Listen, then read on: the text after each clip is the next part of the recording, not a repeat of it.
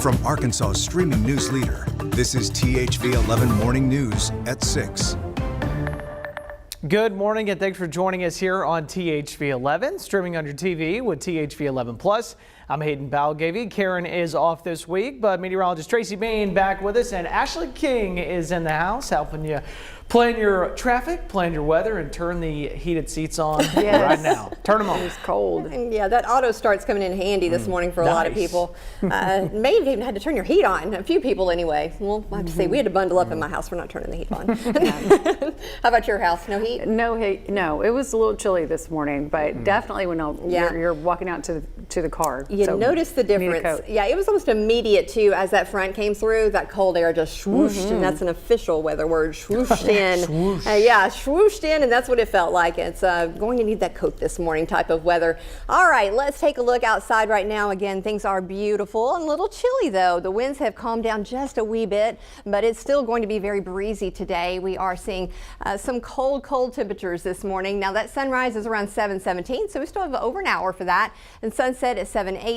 We are going to see lots of sunshine today, but still kind of cold. It is 36 in the capital city with that wind chill right around 26 degrees. That northwesterly wind around 18 miles per hour. It's continuing to be a bit breezy. We had these cold weather alerts, the freeze warning until 10 a.m. this morning, and then tonight it'll pick back up at 1 a.m. until tomorrow, where we'll have a hard freeze again until 10 a.m.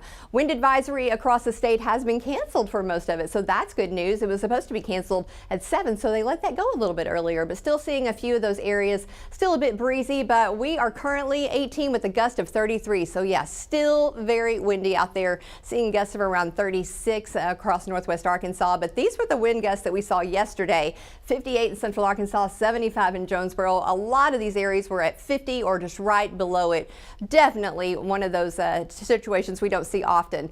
But this morning, this is the max gust that we have seen across the state this morning, so we'll keep an eye on this as well. A few people have seen 40s here in central Arkansas, as I mentioned, right around 33. So actually, it's going to be a breezy day with folks on the roadways, so make sure you're hanging onto the steering wheel a little extra tight this morning.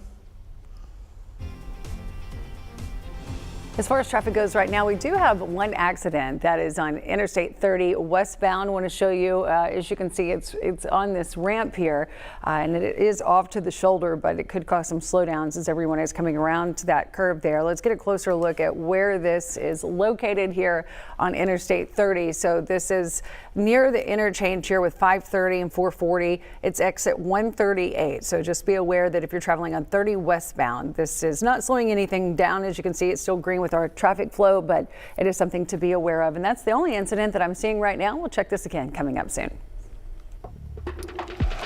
Well, speaking of westbound, that's exactly where the Razorbacks are heading after an amazing weekend in Nashville. Arkansas securing its first SEC tournament title in more than a quarter century on Sunday. THV 11's Nick Luttrell reports from Nashville, where the Hogs just proved they are ready for the big dance. Well, it was inside this arena behind me where the Razorbacks won their first SEC tournament championship since 2000. It's the first for head coach John Calipari in just his second season at the helm for the Razorbacks. He's done it many times as a Kentucky head coach. Now he does it as the Arkansas head coach. Razorbacks taking down Vanderbilt by 11. They win the SEC championship, and of course they're now on to the NCAA tournament. They'll be a 4 seed on Thursday. Will be their first game against Hawaii in Portland, Oregon. The Razorbacks are hoping for somewhere a little closer like an Oklahoma City or a St. Louis, but Arkansas headed to Portland to play in the NCAA tournament. We'll have more preview of that game and talk about this big win for the Razorbacks coming up later in sports. And more good news this morning. Most of the power outages that we saw across the state last night, they are now clearing up. At one point, over 50,000 customers lost electricity. This morning, that number is below 15,000, around 14,105. Now here on the map, you can still see some of those counties, though, in blue, which means around 10% of customers are without power. But as a whole, the lights are mostly on for Arkansans.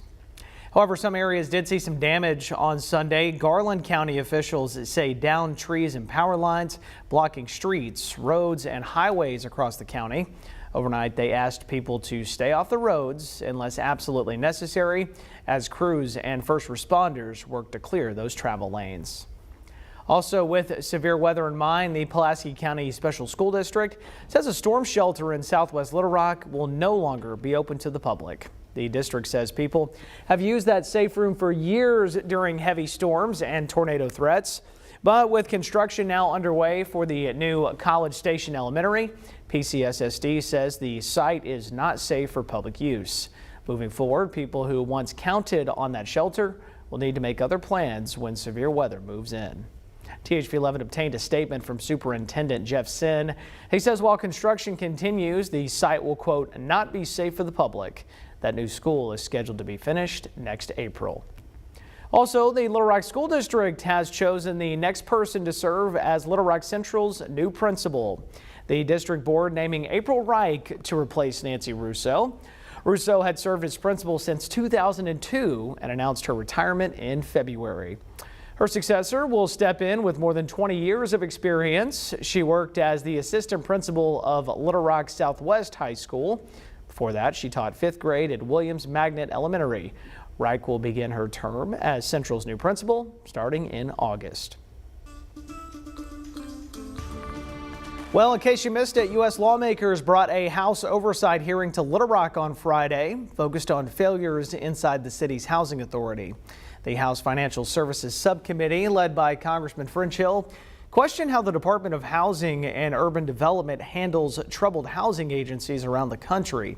Lawmakers zeroing in on Little Rock's Metropolitan Housing Alliance, previously flagged for financial problems, record-keeping issues, and questions about inspections, recertifications, and the waiting list.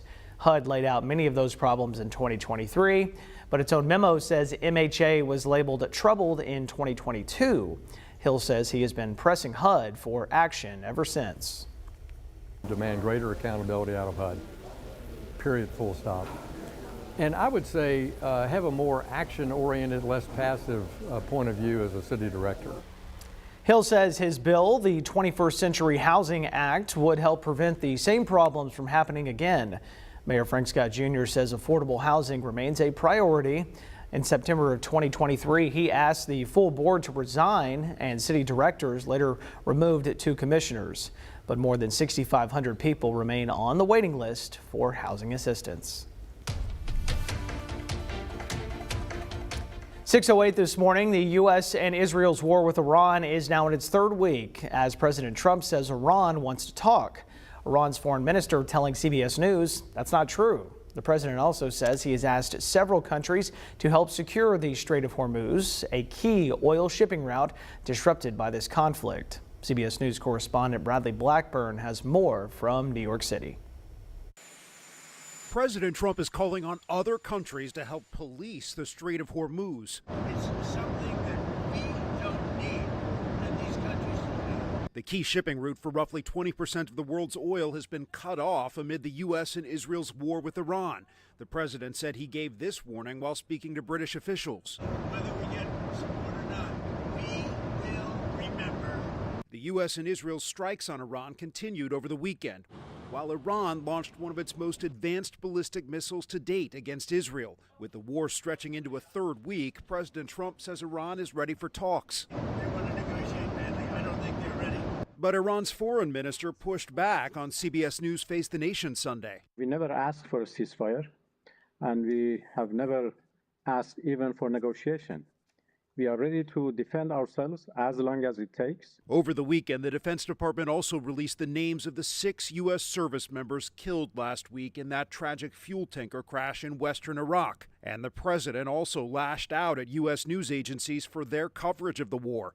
Federal Communications Commission Chair Brendan Carr is taking it a step further, accusing broadcasters of running hoaxes and news distortions, and threatening to review broadcast TV licenses when they come up for renewal. Bradley Blackburn, CBS News, New York. The FCC's only Democrat commissioner, Ana Gomez, responded to the FCC chair's threats, writing, quote, "Such threats violate the First Amendment and will go nowhere." As the war with Iran puts more pressure on U.S. allies, Britain and Canada are showing a united front. Prime Minister Keir Starmer hosting Canadian Prime Minister Mark Carney, where the two leaders discussed NATO, Ukraine, and the growing instability in the Middle East. They also emphasized the close ties between their countries as both navigate a more strained relationship with the Trump administration.